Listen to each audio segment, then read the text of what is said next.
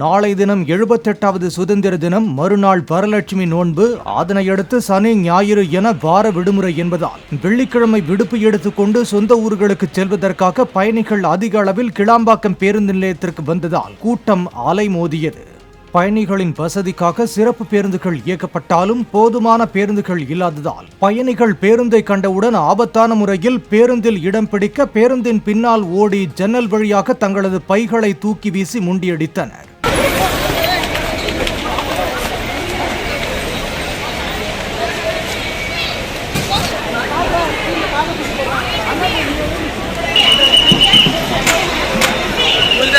நாடு சுதந்திரமடைந்து 78 ஆண்டுகளை கொண்டாடும் வேளையில் சொந்த ஊர் செல்ல போதுமான பேருந்து வசதி கூட இல்லாமல் அவதியுறுவதாக பயணிகள் வேதனை தெரிவித்தனர். பண்டிகை நாள்னாவே இவங்களுக்கு கொண்டாட்டமா இருக்குங்கிறப்போ பேசஞ்சர் எங்களுக்கு திண்டாட்டமா இருக்கு இல்லையா? நாங்கள் நேற்று 600 ரூபாய்க்கு வந்துட்டு இன்னைக்கு 1500 எப்படி கொடுக்க முடியும்? நாங்கள் ஒரு பிளான் பண்ணி தானே வரோம். ஓகே, டிக்கெட் காஸ்ட் இவ்வளோ இருக்கு, நாளைக்கும் டிக்கெட் காஸ்ட் இப்படி தான் இருக்கும் அப்படின்னு நினச்சிட்டு வரோம். அதை திடீர்னு எதிர்பார்க்கல, எங்களுக்கு தெரியல. எனக்கு ஆக்சுவலி நாளைக்கு இது சுதந்திர தினம் லீவு அப்படிங்கிறது எனக்கு தெரியல. பார்த்தீங்கன்னா நீங்கள் எந்த 1500 ரூபா இல்லாமல் நான் சேலம் போக முடியாது போல இருக்கு. இதை கவர்மெண்ட் கொஞ்சம் தலையிட்டு இதை ஒழுங்குபடுத்தினா பரவாயில்ல. எப்பவும் ஸ்டாண்டர்டான ஒரே ப்ரைஸ் வச்சுட்டு போங்களேன்.